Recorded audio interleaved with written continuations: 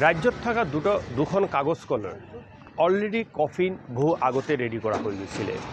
এইটো অকশ্যনৰ এটা পৰিকল্পনা হৈ গৈছে আৰু এতিয়া হেক পেকটো পুতিলে যোৱাকালি।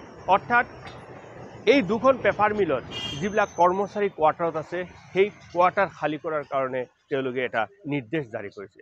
অৰ্থাৎ যেতিয়া কৰ্মচাৰীসকল এই পেপাৰ মিলৰ কোৱাৰ্টাৰ এৰি দিব তাৰ মানে অৰ্থাৎ এই পেপাৰ মিলখন দখলত গুচি যাব যিসকল ব্যৱসায়ীসকলৰ হাতত। আৰু এই পেপাৰ মিলত যিখন তেলৰ খনি আছে সেইখনো কিন্তু চলিব এটা লুণ্ঠন ৰাজ। মোৰ লগত আছে দুখন পেপাৰ মিলৰ যি ইউনিয়নৰ সভাপতি অৰ্থাৎ জাকৰুৰ সভাপতি মানৱেন্দ্ৰ চক্ৰৱৰ্তী আছে। মই তেখেতৰ লগত পোনে পোনে মই কথা পাতিব বিচাৰিছোঁ যে যোৱাকালি এটা নিৰ্দেশ দিয়া হৈছে যে কৰ্মচাৰীসকলে তেওঁৰ কোৱাৰ্টাৰ খালী কৰি দিব লাগিব।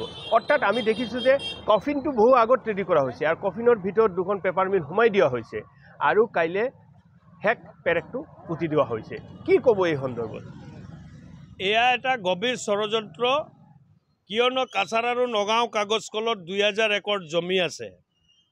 তাৰ মাজত কাছাৰ কাগজ কলত তেলৰ কূপ আছে আৰু কোৱাৰ্টাৰ যদি এৰি দিব বিচাৰে পাৰে যদি তেখেতে ছাকচেছ হৈ যায় তেনেহ'লে তেলৰ কূপ আৰু 2000 একৰ জমি যাৰ value not less than 4000 crores এইটো বনিয়া গোষ্ঠীৰ হাতত অতি সহজে গতাই দিব পাৰিব।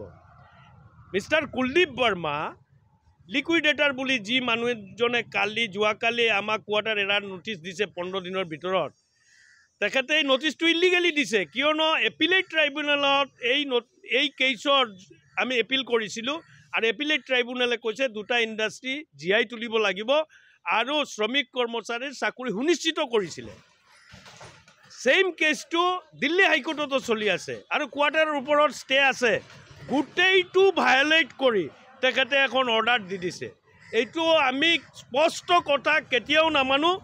অসমৰ মাটি অসমৰ তেল আমি কেতিয়াও বনিয়া গোষ্ঠীৰ হাতত পানীৰ দৰত যাবলৈ নিদিওঁ। আমাৰ দৰমহাখিনি যদি ৰিলিজ কৰি দিয়ে তেনেহ'লে আমি চিন্তা ভাৱনা কৰিম আমি কোৱাৰ্টাৰ এৰি যাম নে নাযাম। কিন্তু শ্ৰমিক কৰ্মচাৰীৰ প্ৰাপ্য অধিকাৰ আদায় নোহোৱা পৰ্যন্ত আমি কোৱাৰ্টাৰ এৰি নিদিওঁ। কিয়নো ইতিমধ্যে 93 জন শ্ৰমিকৰ মৃত্যু হৈছে, তাৰ মাজত 3 জনে আত্মহত্যা কৰিছে।